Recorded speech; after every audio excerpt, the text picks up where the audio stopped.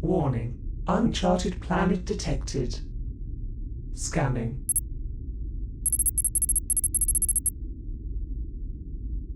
Scanning. Warning. Life form detected. Life form identified. John Watts of Independence Games. Incoming transmission. Greetings, travelers, and welcome to Traveller RPG Headquarters. You can find our Facebook group by searching our name in the Facebook search tool, or find a link in the video description below. Thanks for participating in our third annual Mayday Traveller Day event.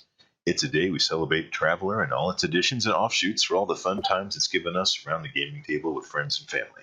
I'm your host, Frank Succardi, also known as CyborgPrime, and today I'm happy to introduce Mr. John Watts of Independence Games. Welcome, John. Hey, how's it going? Doing great. How are you? I am doing fantastic. Everything's going really well. Fantastic. So, John, tell us about yourself. Introduce yourself. How old are you? How long have you been gaming? Where'd you grow up? Stuff like that. Well, I am 50 years old. I live in Ringgold, Georgia, which is where I pretty much grew up. I pretty much spent most of my time here before I turned 18. And then around the time I turned 18, I went to the University of Georgia, where I studied history and political science and a little drama. And then came back and used that history degree for, well, I actually didn't get a good degree at that point, ended up actually getting the degree later. I actually left the university without getting a degree. But anyways, basically went to work for my dad's electrical supply shop. And here I am doing this now. Oh, cool. So I've done a few other things in the meantime. I was the stadium announcer for a football team, a minor league football team in Chattanooga, Tennessee. Done a few other things here and there, but for the most part, that's pretty much what I was doing. when you were growing up, did you have a favorite TV show or sci-fi book or something that you really liked or that kind of inspired your sci-fi ways? You know, I would mostly say, probably, if I had to guess, I would say really Star Trek was the first thing. My dad was a big Star Trek guy. And he was watching it in reruns when I was 5, 6, 7 years old, and so started with that. And then of course Star Wars came out, and I was a big Star Wars guy when I was a kid, especially. I really loved Battlestar Galactica. I was a big fan of the old Battlestar Galactica back in the '70s.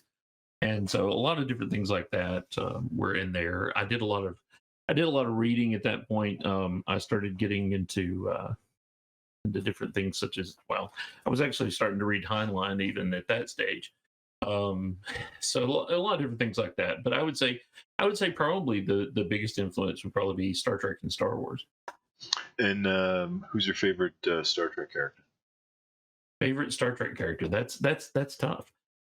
I would go with Scotty. Scotty. I was always a big Scotty guy. I love Scotty. I have a lot of my father has a lot of Scottish heritage, and of course I of course inherited that. And so that really turned me on to Scotty a lot. I really liked. I really just love the whole the whole thing's coming apart, Captain, and all that good stuff. So yeah, I would have to say Scotty. All right, Scotty's cool. I had the pleasure of meeting James doing it at one point when he was doing a thing here in Chattanooga called Trekathon, which was kind of a Star Trek convention, kind of a promotional deal that they were doing with the local Fox channel that was running Star Trek reruns at that point. And I kind of got to meet him and talk to him, and that was a really exciting thing. I guess I was about 15. So, do you have any hobbies aside from gaming? Oh, well, lately, not a lot. I tend to put most of my time into writing books these days, but I do enjoy sports. I'm not much of a sports player, but I've always been a sports fan. Like I said, I was doing the announcing there for the minor league football team, and I really enjoyed doing that. Is football your game, or what's your favorite sport? I tend to like football a lot more than other sports. As far as when it comes to basketball, I understand that there's a bouncing ball and they have to put it in a net. That's about all I know about it. My wife's big into hockey. She loves hockey, so there's that, and she loves auto racing, particularly Formula One, and so that kind of drags me into that world too. But yeah, football's really my thing. If I want to sit down and watch a sporting event, it's probably going to be football. So we're trying to get a little Traveller spin on things. So in Traveller, you get 3 background skills. And before you leave your home and go off on adventures, what would you say your 3 0-level background skills were growing up? I think probably right. I think probably writing, because I've been writing things since I was, gosh, 8, 9 years old. So okay. So I would have to say writing. Okay. I did a lot of time driving when I was working for the electrical supply company. I spent a lot of time driving truck and so forth. And so Did you say writing like writing with a pen, or riding like riding a horse? Writing like with a pen. Oh, okay. And so yeah, I've done I've been doing that since I was a kid. Okay. And then of course I drove a truck for a long time. So okay. So we got drive. Truck. All right. So definitely driving. So let's see, probably history. I would have to say, yeah, because okay. I've been a real student of history ever since I was a small child, and so that's something I was really interested in. That's really what my degree is in. So I would definitely say that would have to go in there. And you mentioned that you went to university, so you probably didn't join the military. No, I didn't. Okay, yeah. But if you were to get drafted by the planetary military, what branch would they put you in? Oh, I would say, sometimes you apply and you get rejected, and then you get drafted. that is absolutely true. I would say most likely I would end up in the Army, because that would be where they would use the fact that I was driving a vehicle. So I would say that's probably it. I would be logistics. Most likely the guy driving the supply vehicle back and forth between one place and another. All right. And if you were to stat yourself in the traditional Traveller stats, how would you stat yourself? Oh wow. Well, I'd have to say my physical skills, particularly of late, are probably pretty low. The physical characteristics are probably fairly low. I don't know that I was ever an athlete at any point in my life anyway, but as I've gotten as I've hit 50, I've run, my warranty's gone out, and everything seems to be falling apart. So I'm pretty sure there wouldn't be really high physical stats. I'd like to think of myself as being reasonably clever, but and like I say, I do have a history degree, so I guess I'd be okay on those stats. So your education's high, or, at least. Yeah, reasonable. Okay. I would think. All right. And above average. I'm not so sure about the social standing. I'm not a noble by any means. Let's just put it that way. So what, like 5s for your physical stats, and then maybe like 7 average? What do you? Be honest. Come on. Yeah. Well, don't be so humble.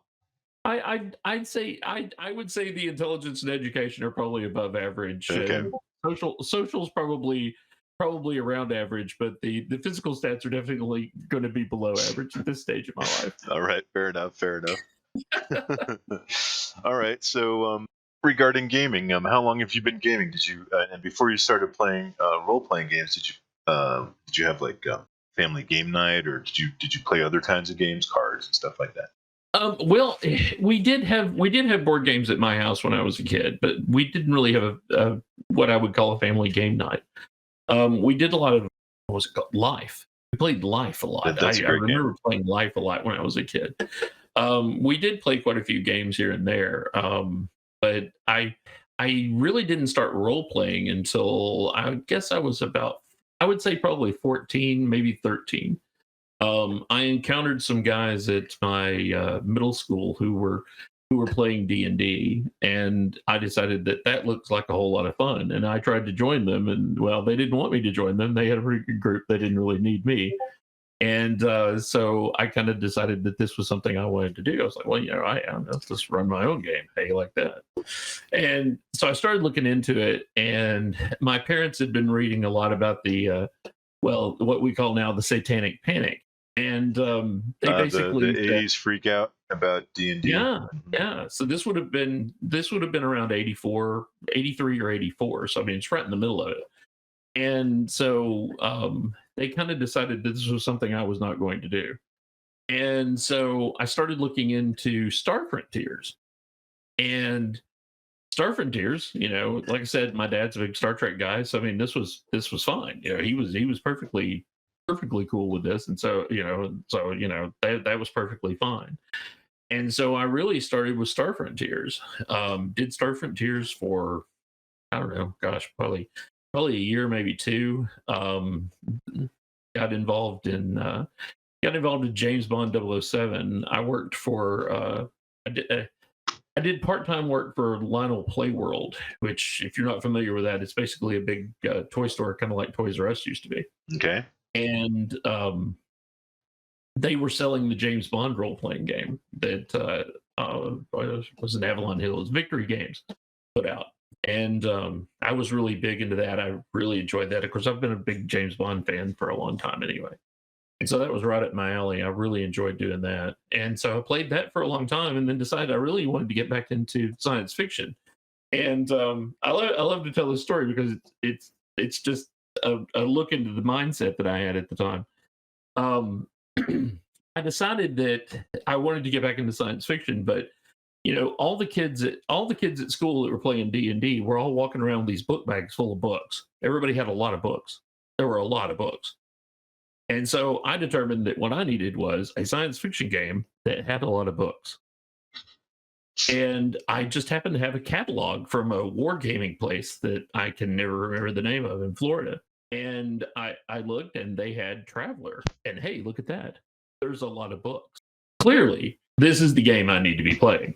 And that's how I ended up with Traveller. Was just simply on the strength of all the D&D kids have a lot of books. Clearly, John needs a lot of books. So I need to get into this Traveller thing and get a lot of books. And so I started buying up books and got in with Traveller, and been playing Traveller pretty much ever since. Tell us about when you first became aware of Traveller, like where you found it, who what you thought of it when you first started playing. Well, I ordered a it wasn't the box set of the CT books, but it was basically the first three little black books. And I ordered those from that place in Florida and got those at my house and read through them. And, I liked it. I thought it was pretty good. And then we found basically there was a place in Chattanooga, which is not very far from where I live in Georgia. It had magic stuff, magic supplies for magicians and so forth. And then he had a small little setup on the side where he sold the occasional war game and some RPG stuff, D&D mainly, stuff like that. He had a copy of the Traveller book, and we got hold of that, and my friends and I got hold of that, and that was really where it took off. Because I was like, this is fantastic, because it just had enough to really get going, and I really enjoyed it. Awesome. And so, what got you hooked into Traveller? What made you? I know that you like science fiction, but what made you kind of stay the course instead of branching into like maybe alternity or other sci-fi alternatives? The real thing that we liked was that. Which is kind of funny when you really think about it, because of what I ended up doing now. But the thing that we really liked about it was the simplicity of the rules, and the fact that you just it was you didn't really have to learn a lot of extra rules. It was just you pretty much you rolled 2d6 and tried to get 8, and with the skill modifiers and so forth. And then as Mega Traveller came along, there was the differing skill target levels and so forth, and success levels and so forth, and task systems. Yeah, we really enjoyed that. That was really the thing. We were even when I started, we were never all that enamored of the Third Imperium setting, and later on, particularly when I went to college, when I got to the University of Georgia in Athens down there, we started trying to figure out something else because we weren't very enamored with the whole Third Imperium setting. It wasn't anything. It wasn't that there was anything wrong with it. It just didn't really speak to us. It really wasn't the science fiction that we had in our brains. I hear you. And so we started trying to figure something out. And the odd thing of the whole thing is that it really what I ended up doing was one weekend I went out and rented Silverado, which I've always enjoyed westerns, and that was something Filmed here that in New Mexico. Go on. Oh yeah, there you go. And, but yeah, I went out and rented Silverado one weekend, took it back to my dorm and watched it, and was like, this is what I want to do. This is the setting I want to build. Something like this where they're going from one small adventure to the next. They're going from town to town. All the towns are slightly different, and there's a just sort of a richness in that, and and all this. And the funny thing about it was that I had just read the Varger source book, the original Classic Traveler Varger source book. In the back of that, there's this nice little bit where it says that the general traveler setting is very analogous to the 1880s, and with communication moving at the speed of foot, and Right. and speed of travel, I should say, and that whole thing, it basically sort of a you can think of the Varger as Native Americans, but don't take that too far, and this kind of thing. And I thought to myself, but don't take any of these analogies too far. And my first thought was, well, no, that's exactly what I'm going to do. I'm gonna take this whole Western feel, particularly the speed of travel and communication and the idea of moving from town to town and so forth, and I'm going to turn that into a traveler setting. And that's really where Clement Sector started. Clement Sector basically grew from that. I used a few maps here and there from different places and things from the Third Imperium when I was first building this whole thing, but we quickly left all that behind and started just basically coming up with our own worlds. And a lot of those same worlds are still in what you'd find in Clement Sector today. But we already had the idea of putting the kind of having that sort of Western science fiction feel to it. At that point, my friends and I were basically like, no, this is where we want to go. I know that Mark based a lot of things in sort of in the Dumarest novels and kind of I think some of the Ensign Flandry stuff.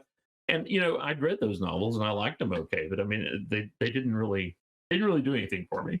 Whereas I'd read Starship Troopers and I was like, oh, this is good. And then we had read a lot of Niven and Pornell and things along that line, David Drake and that kind of thing. And so that was really the thing that kind of pushed us. And so we really felt like that was more the direction we wanted to go.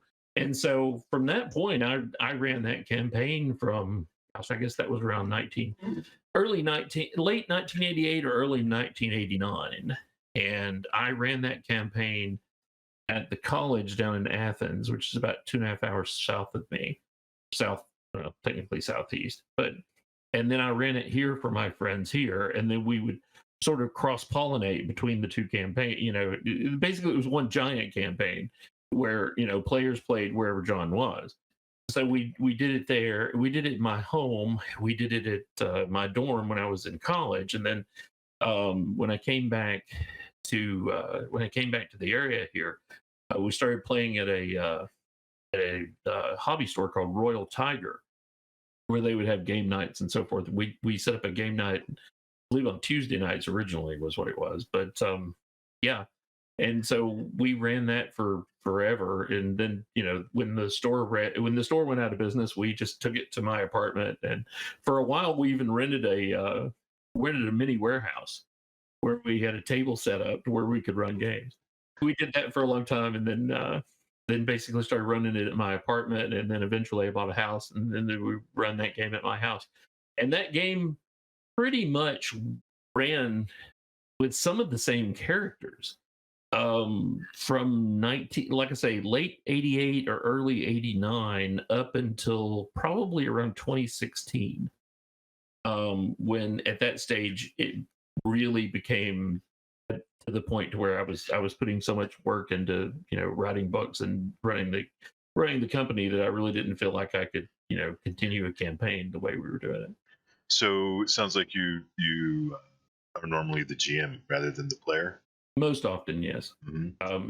I do get to play ever so often some things, but it is well, it usually requires me going to TravellerCon to be able to play Traveller. Gotcha. That I'm the only Traveller GM I know. yeah, that's pretty much the truth on that one. But now I have gotten to play some other things. I have a friend of mine ran a Deadlands campaign that ran for a long time, which I absolutely loved. You know, I've played Shadowrun and Champions and just, you know, a wide variety of different things that, you know, we've done over the years. But love Shadowrun and Champions. For the most, I have never GM'd either of those, and I'm happy to say that I was able to play them on several occasions, which was kind of nice. But yeah, I didn't do a lot of. I don't get to play a lot of Traveller without there being, you know, without there being a convention or something where I'm, you know, where I have arrived and, oh, hey, look, there's a Traveller game. I'm gonna jump in on this. Yeah, that's awesome. I mean, that's awesome to be able to do that. Interestingly enough, that's how I met Jason Kemp that does that created Cepheus Engine. That's how I met him. I played in a Traveller game that he was doing at Gen Con. Oh gosh, I want to say 2001, 2002, somewhere in that range. And it was that I had a blast in those games. Those were really fun. There was one particular game where as it turned out, I was the only player who showed up. And so we were having a great time running this game, but unbeknownst to Jason, I had already set it up with my wife Wendy. I said, you know, at some stage or another, I'm going to really want something to drink, and this was before we had cell phones to, you know, basically communicate back and forth. And I said, if you don't mind, can you come down to the gaming area, say around 8 o'clock, and, you know, bring me a peach Snapple? As I, well, really still am big into this peach Snapple, and so I said, you know, can you bring me a peach Snapple about 8 o'clock? Well, in the course of the game, I had been arrested and placed in jail. And I happened to look at my watch and see that it was like 7:58. And I knew she'd be on time. She's on time for everything. And so I kind of looked at Jason and I said, well, realistically, what I would really like is some peach Snapple. And Jason looks at me like with this look of, well, that was very specific. Why did he ask for that? You know, kind of look. And at that, you know, and I'm just sitting there, and all of a sudden my wife walks in, puts a bottle of Snapple in front of me and walks out. Doesn't say anything to me, doesn't say anything to Jason, just walks up, puts the Snapple in front of me and walks out. And he just looks at me and goes, how did you do that? So for a long time, when I would run into Jason on Facebook or what have you, I would, you know, I don't know that he necessarily remembered me at first, but I was just like, no, I'm the Snapple guy from Gen Con. Oh, yes. That's you. Yeah. Do you remember the Snapple incident? The Snapple guy. Oh yeah. So yeah, that, you know, I have a lot of fond memories of a lot of really good Traveller games that I've been able to play in. But, you know, like I say, usually this involves me going to TravellerCon or Gen Con or Dragon Con or something like this. Right. Do you have a favorite Traveller career you like to play? I like to always be scholars or scouts. I've noted that if I'm with my group of friends, I'm going to end up playing the captain. Largely because, and I'm not sure if this has been your experience or not, but I've noted that when I've run Traveller or Clement Sector or anything remotely related to that, at a convention or something, people would rather dive on a live grenade than play the captain. And so I found for a long time there, particularly if I was with my friends playing this game, that I was going to be the captain. Now, if I can get away from being the captain, I would really rather play some sort of a rogue, some sort of, you know, traveling gambler or something, which of course, you know, goes back to my love of westerns. So smuggler, yeah, some sort of gambler, yeah, some sort of maverick type character. That tends to be my comfort zone. Let's say you're at a gaming store and you come across some players. They just bought the Traveller set of rules. What kind of advice would you give to? Now there's the players and the referee. So what would your advice be to a brand new Traveller player? They're trying to. So somebody who's just going to be playing the game. Mm-hmm. It's their first Oh, time God. playing, just sitting down and trying to figure it out. What's your advice?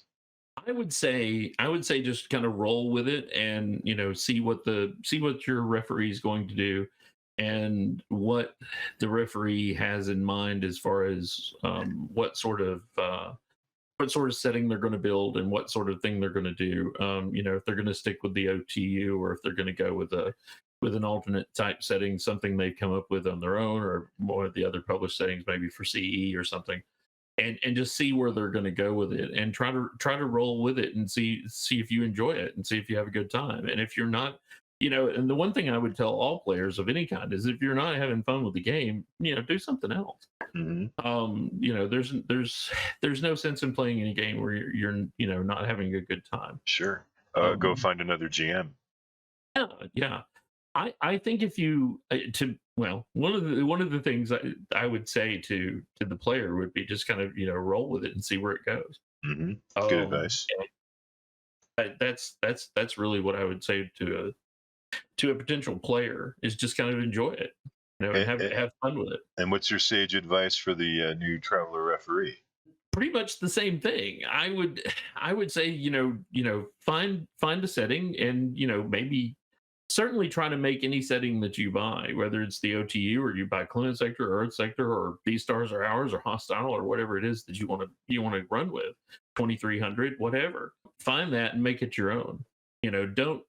Don't be fenced in by something that's in one of the books that you don't necessarily want to do.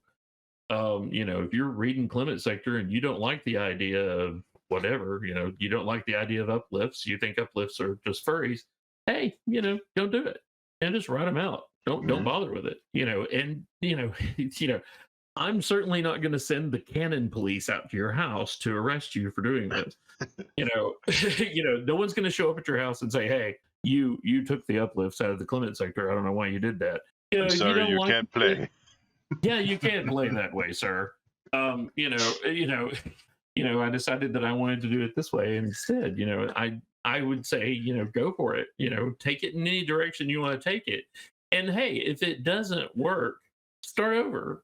Or just come up with a reason that it doesn't work anymore. Or just decide you do want to do that. Just make it your own. Don't get locked into has been written in this book and it says we have to do it this way. Don't do that. do whatever you think is right. Have a good time. And again, the same advice that I would give to the player, if you're not having a good time doing this, do something else. Find a way of doing it. That was what happened with my friends and I. Was we were trying to kind of stick to the OTU at the beginning, and we just kind of started throwing Star Wars elements in and Star Trek elements in, just different elements in that we liked. And we finally just decided that, the setting really wasn't for us. And so we came up with something else. And I highly recommend that. If it's working for you, keep going, whatever it is, take the OTU, take Clement Sector, take These Stars Are Ours, mix it all together, come up with your own thing, or, throw it all out and just say, hey, I'm going to go this way. I don't like what John's doing here. I'm going to do whatever. I think that's the best advice I could give to anybody running any game, really. If you're running Forgotten Realms and you don't like the way it's going, change it. Good advice. So now that you see the players, they got the central supply catalog out and they're trying to figure out what gear to pack. What 3 items would you recommend in their backpack for essential gear? A bio sniffer. Okay. And certainly some sort of weapon. I personally would have a laser pistol, but that's just me. Okay. And gosh, boy, everybody wants a densitometer. That was always the thing. Everybody, anytime I played Traveller, somebody would say, "I need a densitometer." And so do you need a densitometer specifically, or just some sort of like general purpose scanner, or? It's really funny. I don't know. I think it's just that people like saying densitometer because every game I've ever played in, someone at the table would insist on having a densitometer, as if we were going to run across something that would require this. Of course, now I had another friend of mine who insisted on having some sort of mining laser at all times. Wait, let me scan this. It's not dense. We can go. We can go. I don't know why. I really don't. I remember we played. I remember, gosh, well, I was actually playing in a game that involved, and I want to say it was the Traveler's Digest. I want to say number 13, but I'm probably wrong with the number. But there was some sort of adventure where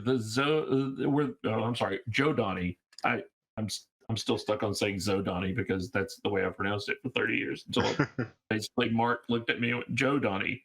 But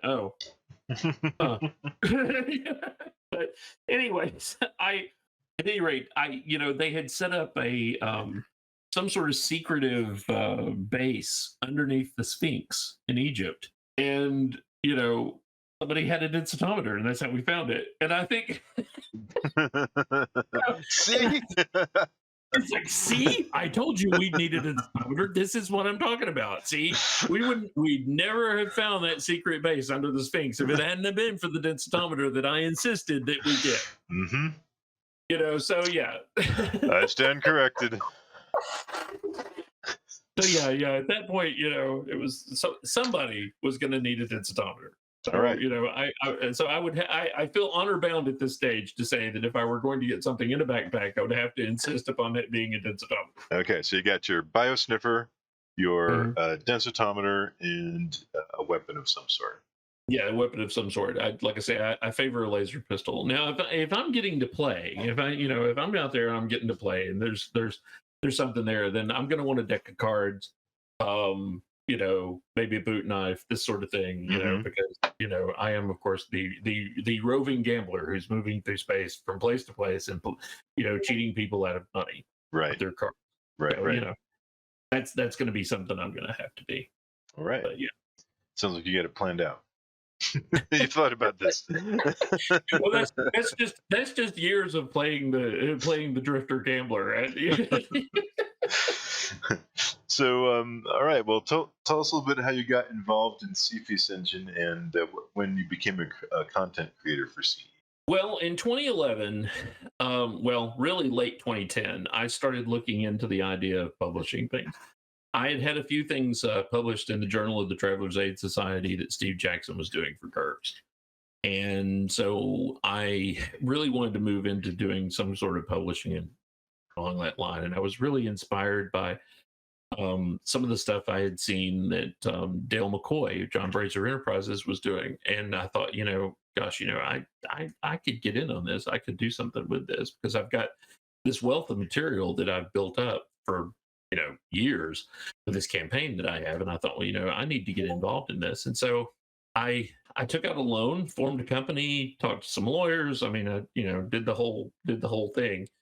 And in February of 2011, went out there, got a business license, did that whole thing, and published the first product, which was something I called a Quick World, which was basically just one of the planets that we had in our setting, and just kind of published it individually as a planet under the Traveler logo license that Mongoose was doing at the time, and just kind of put it out there for folks to get. And I didn't know if it'd be accepted or not, but I was really hoping it would be. I mean, I'd already put a lot of money into the idea of putting a business together, and as it turned out, it took off. Oh. And so we did some more, and we did several of those, and then started doing the 21 Plots books, which are basically kind of a takeoff of the 76 Patron style adventures. And we did that for a while, and then just started. You got to the point where I was like, well, people really seem to be interested in these things. Realistically, I guess I just need to go ahead and write the setting up and start going from there. And just as it turns out, putting my feet in the water was okay. It was and so that's when we completely dove into the water and put out Cepheus Engine, put out the Clement Sector, and kind of ran with it with that, and did that until 2016 when the logo license ran out, and there was a little bit of a kerfuffle there with Mongoose. And after that, moved everything over to Cepheus Engine, and at that point was really happy that I had met Jason back at Gen Con, and knew him and knew what kind of what a good person he was, and what a quality person he was, and somebody that I knew I'd be able to work with, and started moving our entire catalog at that point, which is about 30 books, I think, at that stage. Started moving everything over to Cepheus Engine, and then just ran with that, and gosh, we've been doing it ever since. That's a lot of titles. We're up to, gosh, I want to say somewhere in the 70 range. Wow. At this point, we've got a lot of books. And were you personally involved? Did you write them all, or did you edit some, or how were you personally involved in all of those? I have not written all of those books. In fact, most of the Starship books, well, in fact, I would say all of the Starship books, really, and some of the military books are written by Michael Johnson. He's a gentleman that lives in Perth, Australia, that freelances, and he's written several books for us, and I've written a few other Cepheus Engine titles. We've had a few other people write adventures for us, a few other things here and there. But basically the rest of it was, has pretty much been me. Particularly some of the 21 Plots books have a lot of different contributors in those. And like I say, some of the other adventures were written by some other folks. But yeah, it's mainly me, I guess, when it comes to the other stuff. But certainly we rely on Michael Johnson to do a lot of the Starship stuff, a lot of the technical stuff. He's a civil engineer by trade, and he's really good with that sort of thing. And so he's been very helpful in that regard, because I absolutely loathe designing starships. I know a lot of folks out there just absolutely love doing that, and I am not one of them. It's not something that ever really spoke to me at all. And what is your favorite thing to do? I mean, as far as do you like to do the maps, modules, like to come up with rules, design systems? The thing that I absolutely love to do is sit down and design a star system. Basically go through and design out a planet and the surrounding planets and the gas giant and the asteroid belt and blah blah blah and all that sort of thing. That's really my thing. Which of course, I mean, I know for a fact there are lots of people who absolutely loathe that. And it was actually something that I really thought I could kind of take advantage of when I first entered the market with the Quick Worlds, was because I kind of felt like, there are a lot of people out there who enjoy designing starships, but don't necessarily enjoy designing planets. And, I could just put these planets out there and people could snap them up and use them and, just throw them wherever they want. And that was kind of my original thinking as far as these things moved along, was that people could just take these planets and go, okay, well, John's got a nice Clement Sector setting here, but that's all nice and fine, but I have my own setting, and gosh, boy, that chance planet with all the gambling going on, that looks like a lot of fun. I should just use that. Right. And so I that was sort of my approach to it to begin with. And so that's really what I would do. In fact, I was, when I was in college, probably for about the first year. Now, I wouldn't go so far as to say the first year, probably about the first 3 or 4 months. I was actually pretty much a fish out of water. I'd never really been in that sort of situation before. I was used to having a lot of friends back home, and I didn't really know anybody. And so I was kind of depressed at first, and I kind of had a tough time with it for a while. And what got me through that was opening up the World Builder's Handbook that DGP put out, and just sitting down and making up planets. And that really got me through until I, got to a point where I'd made a lot of new friends and had people to run a game, with, and, found a local, when I first moved to Athens, Georgia, there was no game store at all. And one opened up during that time period. And so I started hanging out there and met a lot of people, and my life basically turned around at that stage. But there was a long time there where I was really kind of down in the dumps and not doing very well. And I got through that by sitting down and making a lot of the planets. In fact, a lot of the planets, which, you can find in Clement Sector, and Earth Sector even right now, were made by me in 1988 when I was feeling, as a freshman in college, where I was really feeling kind of marginalized. And, got through that by sitting down and making planets. That's a cool story. Tell us some more about Clement Sector. Like, describe what well, I would find there if I was a traveler coming through this sector. Well, the way Clement Sector works essentially is its own. It's a completely different setting than, say, the Third Imperium setting or whatever. It has a completely different back history, completely different story. Essentially, the nations of Earth kind of begin going out into space and begin looking into things, and in the process, they move forward out into the stars. They start setting up small colonies and things. When they get to Epsilon Eridani in around 2210, they discover that there is, in fact, a wormhole which leads from the Epsilon Eridani system to the other side of the Milky Way galaxy. They go through the wormhole, and when they get to the other side of the wormhole, they discover that the worlds of Clement Sector are much more habitable than anything that they had around in Earth Sector. A lot of the worlds in Earth Sector are very difficult environments, whereas in Clement Sector it was very easy to begin colonizing. So lots and lots of people began moving over there, and in 2331 the wormhole collapses. And so now these folks are now trapped on the other side and basically have to learn to deal with one another, and chaos ensues. Right, out of the influence of their governing influence. Well, there essentially each system is an independent government for the most part. There are 6 worlds of what we call the Hub Federation, which are where the hub is where the conduit came through, and now that it's gone, but there's still a fairly centralized area. And so those 6 worlds, mainly German and British colonies, banded together and formed the Hub Federation. Everything else is pretty much its own place, because again, going back to the Silverado thing, I really wanted each place you visited to be diverse and different than the last place you came from.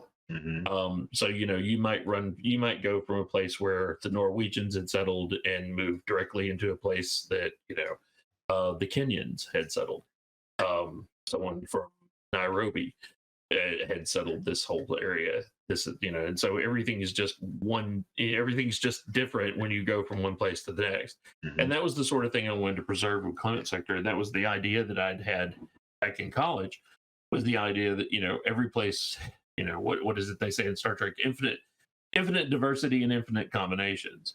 And so I kind of wanted to run with that idea, and that was basically the driving force with Clement Sector, is that every place is just a little different, and in some cases a lot different. You may go to one place that's a tutorial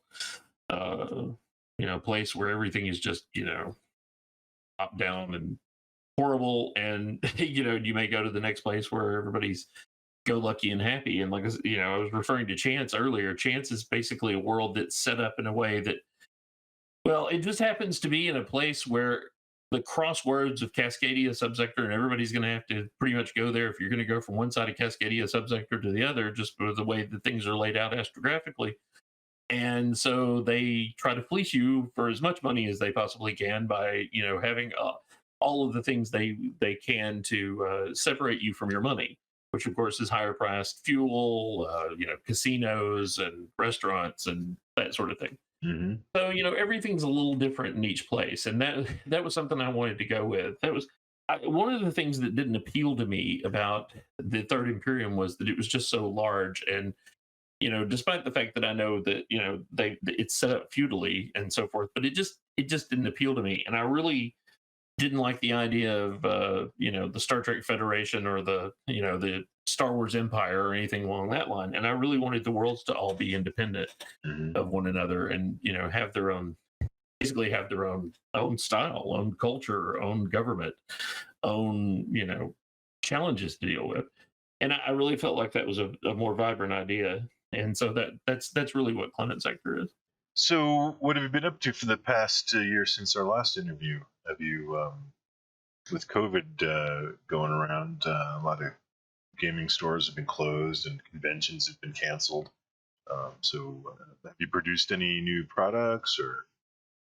Well, COVID has certainly made things a little more difficult because I mean one of the things we absolutely love to do is to go to a convention, show up with a lot of books for people to buy, and run a few demo games and kind of show people how Clement Sector works, how Earth Sector works, and so forth and so on. And we have a lot of fun with that. And of course, we usually do 20 conventions in a year. And last year we did two, Mm. really early in the year before everything really got going. In fact, at the last convention we attended, one of the people who went with us caught COVID. Yeah. Um, so that was pretty much the end of that. And I'm really hoping to get back to that in October. I've got two conventions that I'm really hoping to do in October. But until then, we're probably not going to do any. Just to make sure, everybody gets vaccinated, everybody gets, set up for this whole thing to get better, which I think it will soon. But that's hurt us a lot. The good news is that at least as far as I'm concerned, is that gaming is now my full time business. Writing games and publishing games and running the business is full time for me. Hmm. It's what I do all day long and pretty much on the weekends too. And that's just what I do. And so I've been able to kind of keep myself away from getting COVID myself by basically sitting and writing more books. And a lot of that time has been spent on more Earth Sector products, some more Clement Sector products, and we've just recently come out with Rider, which is a straight up Western using the Cepheus Engine rules. So nothing like Deadlands or any of the Savage World stuff or anything like that. No alternate universe like Aces and Eights or anything like that. It's just a straight up Western. Very much the sort of thing that you could kind of plot Clint Eastwood or John Wayne into and roll with it. And because of my love of westerns, it's something I've always wanted to do. And we finally got to do that this year. And a lot of that had to do with the fact that COVID was keeping me inside, and able to research and look into a lot of the historical Western stuff, as well as be have a couple hours to sit down and go back over watching The Searchers or Silverado or any of those kind of go through the entire series of Deadwood, this kind of thing, and just really get into that. And we put Rider out, and it's been really successful, and we're really proud of it. And there'll be more to come. Fantastic. What about Wendy's guides and things like that? You got any new ones coming out, or? Well, we intend to have 3, possibly 4 Wendy's guides for Earth, and so we've got the first 2 out there now. But yeah, there'll certainly be a Wendy's guide, a third Wendy's guide, probably within a few months. We've got the Tim's guides covering the ground forces and other types of military that people have. We've got another one of those coming up for Clement Sector, probably within the next few months as well. Mm-hmm. We just put out the Lion class battle cruiser, which is something Michael's been working on for a while, and that's been going really well. And so we're talking about a carrier at this point. Probably something by the Southern Alliance, one of the Southern Alliance carriers rather. That's probably going to be coming along fairly soon. What I'm working on now is another subsector book for Earth Sector. It'll be the Durga subsector. I'm about halfway through writing that, and then when I finish that, I'm looking at a campaign source book for Rider. So something to kind of go a bit there, kind of a little campaign setting for that. So we've got a lot of oars in the water at this point. Sounds like you're going to be busy. Oh, most definitely. So when COVID clears up, what's your first gaming-oriented thing? You're going to head back to the conventions? Do you do local groups or local stores, game stores? Probably the next thing I'll do is get back. I do a little wargaming here on the side. I kind of dabble in wargaming, and I am not one to sit down and paint miniatures. Hmm. I have zero talent for that. And it's not something I really enjoy, What but I kind of do enjoy. wargaming, like 40K or? Well, mostly what I've been doing lately. Lately I haven't done it since COVID started, so it's been over a year ago. But lately, but the thing we've been playing a lot of was Gaslands. I don't know if you're familiar with this or not, but it's sort of a Car Wars kind of thing Hmm. where you're basically on a track and you're shooting at each other and you're racing, and it basically uses Hot Wheels cars as the miniatures, which of course really appeals to me because I'm like, hey, well, I'm just go to Hmm. Walmart, grab a couple of Hot Wheels cars, and I hey, happen to have some already painted from well, my there you Car go. Wars days. Well, there you go. We were like, hey, we And should make these into Matchbox cars and make it bigger and play it on a bigger track. And so we did. well, and that's pretty much what Gaslands really is. Okay, I'll And check I it had out. a lot of fun playing that. So that we've had a lot of fun playing that and really enjoying it, and it's also spurred the idea that I need to buy a lot of Hot Wheels cars. I, Um, I would bust but up old electronics and use the capacitors as like smoke screen ejectors, and the resistors were little tanks of things. Glue them on. And one of my friends by the name of Anthony Cothern is a extremely talented guy when it comes to these sorts of things. He actually made like little explosions and smoke out of cotton wool and so yeah, forth. yeah, So yeah. it had little lights and had little like Christmas lights inside of it, so it looked like it was on fire and things like this. Just really good stuff that there's absolutely no way that I could ever do. Uh, but I get to be the beneficiary of it because he's part of the Chattanooga Irregular Wargamers Association, which I do play with on occasion. So I'm really hoping to get back to that and doing some of that and some of the other things they were doing.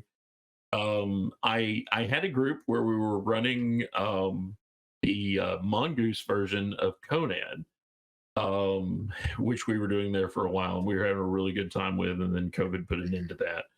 And just different things like that. That's really where that's the thing I'm really hoping to start off with, at first, and just see how that goes. Just being able to get back together with my friends and other gamers, and just try to be able to play some play a few different things like that, and just really sit down and enjoy it.